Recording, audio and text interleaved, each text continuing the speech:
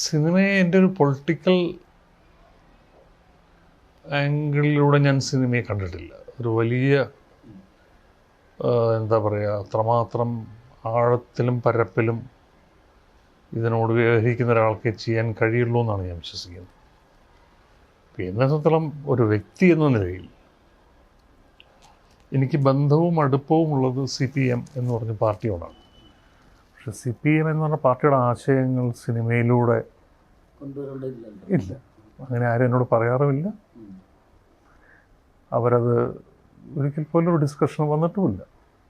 ഇടതുപക്ഷ രാഷ്ട്രീയത്തോട് ആഭിമുഖ്യമുള്ള ഹൃദയത്തിന് അതേ ആളുകൾ തന്നെയാണ്, താങ്കൾ തന്നെയാണ് ഈ സംഘപരിവാർ എന്നുള്ള ആരോപണം കേൾക്കേണ്ടി വന്നത്. അതൊക്കെ ആൾക്കാർക്ക് പറയാനുള്ള സ്വാതന്ത്ര്യം അവർക്ക് വിട്ടുകൊടുക്കുക എന്നുള്ളത്.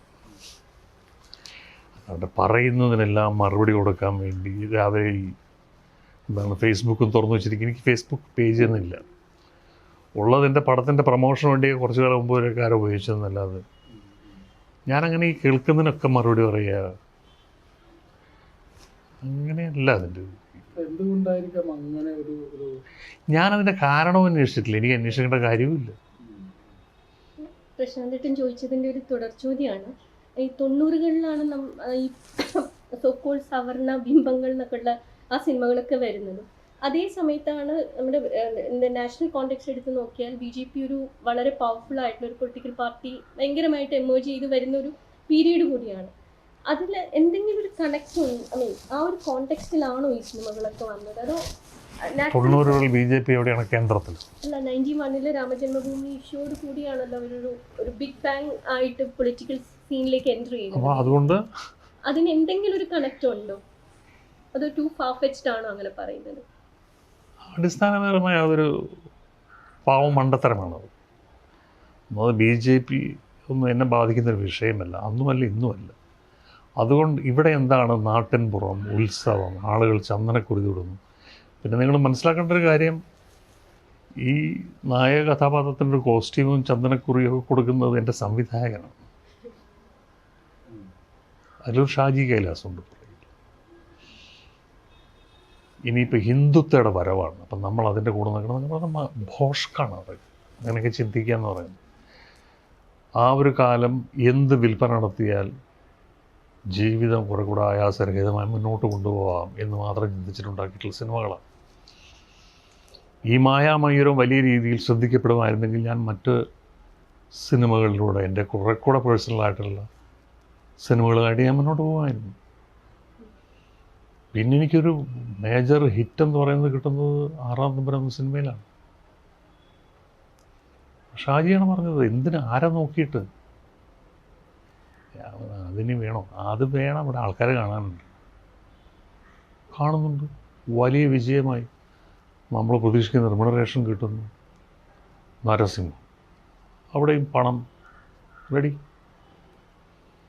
അതൊരു പീരീഡ് കഴിഞ്ഞപ്പോൾ എനിക്ക് ബോറടിച്ചു. വളരെ സിമ്പിളായിട്ട് കാണാവുന്നേ ഉള്ളൂ. സമൂഹത്തിന് വേണ്ടത് നമ്മൾ കൊടുത്തു. അങ്ങനെ സമൂഹവും ഞാനായിട്ട് അങ്ങനെ ബന്ധമൊന്നുമില്ല. അല്ലെന്ന് എനിക്ക് തോന്നുന്നു. ഇങ്ങനൊരു സിനിമ എൻ്റെ ഉണ്ട്, നിങ്ങളുടെ സിനിമ കാണിക്കുന്നു, ഇദ്ദേഹത്തിൻ്റെ കാണിക്കുന്നു, ഇവരുടേത് കാണിക്കുന്നു, കൂടുതൽ എൻ്റെ സിനിമയും കാണിക്കുന്നു. ആളുകൾ കൂടുതൽ എൻ്റെ സിനിമ കാണാൻ വരുന്നുണ്ടാവാം. അതവരെ ഏതെങ്കിലും തരത്തിലുള്ള തൃപ്തി അല്ലെങ്കിൽ ഓർഗാസം ഉണ്ടാക്കുന്നുണ്ടെങ്കിൽ അവർ അവിടെ നിൽക്കുന്നു. നിങ്ങളുടെ ഇതൊരു ഫെസ്റ്റിവൽ സർക്യൂട്ടിൽ തിരിച്ചറിയപ്പെടുന്നു. ഇപ്പോൾ ഡോക്ടർ ബിജു കുറേ പ്രശ്നം ഉണ്ടാക്കി. ബിജുവിൻ്റെ സിനിമ തിയേറ്ററിലെത്തി, അദൃശ്യജാലം. അന്വേഷിച്ചിട്ടുണ്ട് എത്ര പേരാ സിനിമ കണ്ടു? കണ്ടിരുന്നു? നിങ്ങളും കണ്ടിട്ടില്ല. ആളുകൾ അത് കളിച്ച് തിയേറ്ററിൻ്റെ ഭാഗത്തേക്ക് പോയിട്ടില്ല എന്നുള്ളൊരു യാഥാർത്ഥ്യം ബിജു മനസ്സിലാക്കണം. അതേസമയം അതേ മലയാളം സിനിമ ടുഡേയിൽ അക്കാദമി ചുമതലപ്പെടുത്തിയ കമ്മിറ്റി സെലക്ട് ചെയ്ത സിനിമയാണ് കാതൽ. അതിനെ പ്രേക്ഷകരും സ്വീകരിച്ചിരിക്കുന്നു. അപ്പം ജിയോ ബേബി രണ്ടുകൊണ്ടും ഹാപ്പിയാണ്. അങ്ങനെ അപൂർവമായിട്ടാണ് ആൾക്കാർ കിട്ടുക.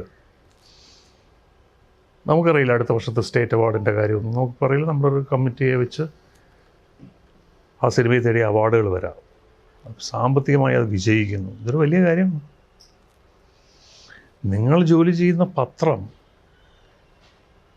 ആകെ 1,00,000 രൂപയാണ് കോപ്പി അടിക്കുന്നതെന്ന് പറയുന്നത് നിങ്ങളെ സംബന്ധിച്ചിടത്തോളം പ്രശ്നം ഉണ്ടാവില്ലായിരിക്കും, ഇന്ത്യൻ എക്സ്പ്രസിൻ്റെ മുതലാളിക്ക് പ്രശ്നം ഉണ്ടാവില്ലായിരിക്കും എന്ന്, പക്ഷേ പ്രശ്നം ഉണ്ടാവും.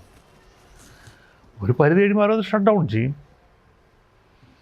മനോരമയും മാതൃഭൂമിയും ദേശാഭിമാനിയും കൂടുതലായി വിൽക്കുന്നൊരിടത്ത് നിങ്ങൾക്ക് പ്രസക്തിയില്ല എന്നാണോ വായനക്കാരൻ പറയുന്നത്? അല്ലെങ്കിൽ ആ പ്രസക്തിയെ ബോധ്യപ്പെടുത്താൻ നിങ്ങൾക്ക് കഴിയുന്നില്ലെന്ന് സ്വയം ചോദ്യങ്ങൾ ചോദിക്കില്ലേ? അങ്ങനെ ചോദിക്കേണ്ടതാണ് ബിജുവൊക്കെ. നമ്മൾ എത്രത്തോളം റെലവൻ്റ് ആയിരിക്കുന്നു എന്ന് നിങ്ങളുടെ ആവശ്യം എന്ത് ഇവിടെ എന്നൊരു ചോദ്യം ഉണ്ടല്ലോ. അല്ല, പ്രേക്ഷകന്റെ അഭിരുചിയെ അനുസരിച്ച് സിനിമ എടുക്കാം. പക്ഷെ പ്രേക്ഷകന്റെ അഭിരുചി അതുപോലും തെറ്റാണ്. അഭിരുചി എന്ന് പറഞ്ഞിട്ട് നമ്മളുടെ കയ്യിൽ അതിൻ്റെ കൃത്യമായ ഒരു കടലാസൊന്നുമില്ല. ഇതാണ് ഇപ്പോൾ പ്രേക്ഷകന്റെ അഭിരുചി, അങ്ങനെയൊന്നുമില്ല. നൻപകലിന്റെ സമയത്ത് അവിടെ പ്രശ്നം ഉണ്ടായ സമയത്ത് സാർ ഞാൻ ചോദിച്ചിരുന്നല്ലോ, ഈ സിനിമ തിയേറ്ററിൽ വരുമ്പോൾ എത്ര പേര് വന്ന് കാണുമെന്ന് നമുക്ക് കാണാൻ. പക്ഷെ നൻപകലൊക്കെ അത്യാവശ്യം അതല്ല, അന്ന് വളരെ പ്ലാൻഡ് ആയിട്ടുള്ള ഓപ്പറേഷൻ എനിക്കിത് നടത്തിയതാണ്. അതിനൊക്കെ പിന്നീട് വിശദാംശങ്ങൾ എനിക്ക് കിട്ടി. തൃശ്ശൂർ ബേസ്ഡ് ആയിട്ടുള്ള ഒരു ഓപ്പറേഷനാണത്. അങ്ങനെ ഉണ്ടായിട്ടുണ്ട്. ഞാൻ പബ്ലിക്കായിട്ട് പറഞ്ഞില്ലെന്നേ ഉള്ളൂ, പറയേണ്ട കാര്യമില്ല. ഒന്നാമത് രാവിലെ എഴുന്നേറ്റ് റിസർവ് ചെയ്ത കുട്ടികൾ മുഴുവൻ അതിനകത്ത് കയറിയിട്ടുണ്ട്. പിന്നെ വരുന്നവർക്ക് ടിക്കറ്റില്ല, സീറ്റില്ല അതിൻ്റെ അകത്ത്. നിലത്തിരുന്നോളാൻ പറഞ്ഞു മാക്സിമം ആൾക്കാർ. അവരുടെ പ്രശ്നം സിനിമ കാണുക എന്നുള്ളത് മാത്രമല്ല, അവിടെ അലമ്പുണ്ടാക്കുക എന്നുള്ളതായിരുന്നു. പോലീസുകാരെ 3 പേരെ കൊണ്ടുപോയിട്ട് ഞാൻ വിളിച്ച് പറഞ്ഞു അവരെ ഒന്നും ഇത് ചെയ്യരുത്. ഇല്ലില്ല, പോലീസുകാരൻ പറഞ്ഞത് ആ മ്യൂസിയം സ്റ്റേഷനിലെ SI പറഞ്ഞാണ് കോമഡി. സാറേ, ഇതിനകത്ത് 3 എണ്ണത്തിനകത്ത് ഒരുത്തൻ്റെ ബാഡ്ജ് നമ്മൾ എടുത്തപ്പോൾ ഈ ചരടേ ഉള്ളൂ, മറ്റതില്ല. ഒരുത്തനെ കൂടുതൽ സീരിയസ് ആയി ചോദിച്ചപ്പോൾ അവൻ കരുനാഗപ്പള്ളി ബാധ MMDA, ഈ മയക്കുമരുന്നില്ല, MDMA, അതിനൊരു കേസിലെ പ്രതിയാണ്. ഇവരാരെ കാണാൻ? ലിജോ ജോസ് പെല്ലിശ്ശേരിയുടെ സിനിമ കാണാൻ. അതൊക്കെ നടക്കും.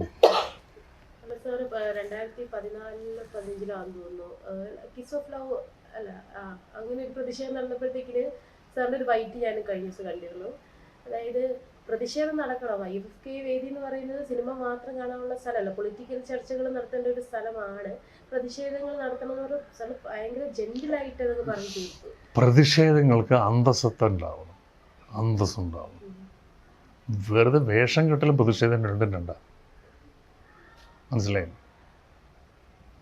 IFFK ഇന്നും തുടരുന്നുണ്ടല്ലോ. ആർക്കും വേണമെങ്കിലും അവിടെ വന്നിട്ട് ഒരു വിഷയത്തെ സംബന്ധിച്ച് തിയേറ്ററിൻ്റെ അകത്തല്ല, പുറത്ത് ആളുകൾ കൂടുന്ന എവിടെയും അവർക്ക് സംസാരിക്കാം. അവരെ ആരെയും പോലീസ് ഓടിക്കില്ല, അക്കാദമി അവർക്കെതിരെ കംപ്ലൈൻറ്റും കൊടുക്കില്ല. നിങ്ങൾ പ്രസംഗിക്കുന്നുണ്ടെങ്കിൽ അത് കേൾക്കാൻ ആളുകളുണ്ടെങ്കിൽ നിങ്ങൾക്ക് നിങ്ങളുടെ ആശയം അവിടെ വെച്ച് വിളിച്ചു പറയാനുള്ള സ്വാതന്ത്ര്യം ഇവിടെ ഉണ്ട്. ഇപ്പോൾ ലണ്ടനിലെ സെൻട്രൽ പാർക്ക് എന്ന് പറഞ്ഞ സ്ഥലത്ത് ആർക്കും പ്രസംഗിക്കാം. അവിടെ ഒന്നും പോലീസ് വന്നിട്ട് നിങ്ങളെന്താ പ്രസംഗിക്കുന്നത് ചോദിക്കാമെന്നില്ല. ഒരു ഫ്രീഡമാണത്. അതൊരു IFFKയിൽ എവിടെയും. പക്ഷേ ഫെസ്റ്റിവലിൻ്റെ നടപടികളുണ്ട്. മാസങ്ങളോളം എൻ്റെ കൊളീഗ്സ് ഇരുന്ന് വർക്ക് ചെയ്ത് ചാർട്ട് ചെയ്ത് കൊണ്ടുവന്ന് സിനിമകൾ പ്രദർശിപ്പിക്കുന്ന ഡെലിഗേറ്റ് പാസുകൾ കൃത്യമായി വിതരണം ചെയ്യുക. അതിൻ്റെ അകത്ത് കയറി അലമ്പരുത്. അലമ്പിയാൽ നമ്മൾ ആരും വാർധയിലൊന്നും മറ്റേ ഒന്നും വന്നവരല്ലല്ലോ. ഒരു പരിധി കഴിഞ്ഞാൽ നമ്മൾ പറയപ്പെടാം എന്ന് പറയും. അതിനുടനെ എൻ്റെ സിനിമയായിട്ടൊന്നും ബന്ധപ്പെടുത്തണ്ട. എൻ്റെ വീട്ടിന് മുമ്പിൽ വന്നിട്ട് ഇവിടെ തെറി വിളിച്ചാൽ ഞാൻ ഗേറ്റ് തുറന്ന് പുറത്തേക്ക് പോയില്ലേ, കുറേ നേരം അയാളാണെന്ന് ചോദിച്ചില്ലേ. അത് ദേവാസുരം എഴുതിയതിൻ്റെ അതൊന്നല്ലെന്നേ, കൃത്യമായി വരുന്നവരുണ്ട്. ഞാൻ നേരത്തെ പറഞ്ഞ KCBയിലെ ആ ജോലിക്കാരൻ പറഞ്ഞു IFFK ആണ് എന്നെ സിനിമാക്കാരനാക്കി. അതൊക്കെ ഉണ്ടെന്നേ, അതൊക്കെ ഉണ്ടായിരുന്നു. അവർക്കത് വില പോവില്ല എന്ന് മനസ്സിലായത് ഞാൻ റിയാക്ട് ചെയ്യാത്തുണ്ട്. അതിൽ പെട്ട ഒരാൾ എന്നെ വിളിച്ച് കുറ്റബോധത്തോട് സംസാരിക്കുകയും ചെയ്തു. ഞാൻ അതും കാര്യമായിട്ട് എടുത്തിട്ടില്ല.